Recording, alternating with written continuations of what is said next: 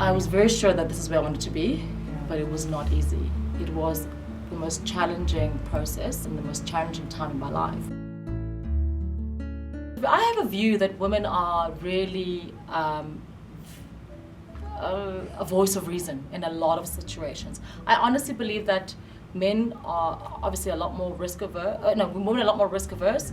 So in an environment like this where regulation is on you and you can't go to the loo or sneeze without asking for permission, it's good to have women leadership, because I do think that while we are risk takers, we're a lot more sensible about it. So I do find that I'm often a lone voice. But having said that, I do think that we have a board that is very much aligned with what how I'd like to see the direction of the bank.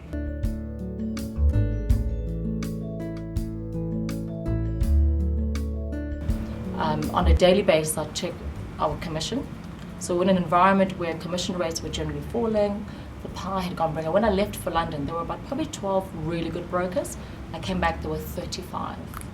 35 brokers in a shrinking market.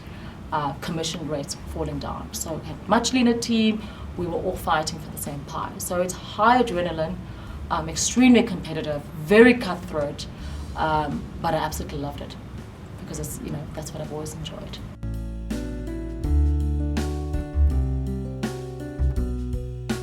I was on the sales desk for about 4 years, and I think I reached a time where I really wanted to be more present with my children, because coming in at 6 o'clock in the morning means that for the last 14 years, I've never really seen my children alone because they're still sleeping when I left the office.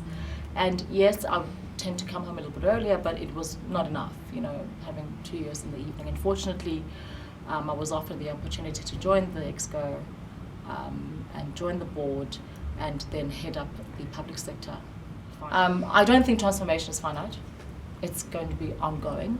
There's a lot of work that needs to be done. I just think the shape of it may change. So currently we do have certain targets, particularly around employment equity. And as I said, women is a key target. In fact, that target is not even an internal, it's not a Deutsche Bank South Africa. Deutsche Bank London, because of European regulation, we are required to have 30% of our senior leadership, which is from directors and above, to be women. And that is a requirement by the European Union by 2020's 2020 strategy. Okay. So we've taken that on too.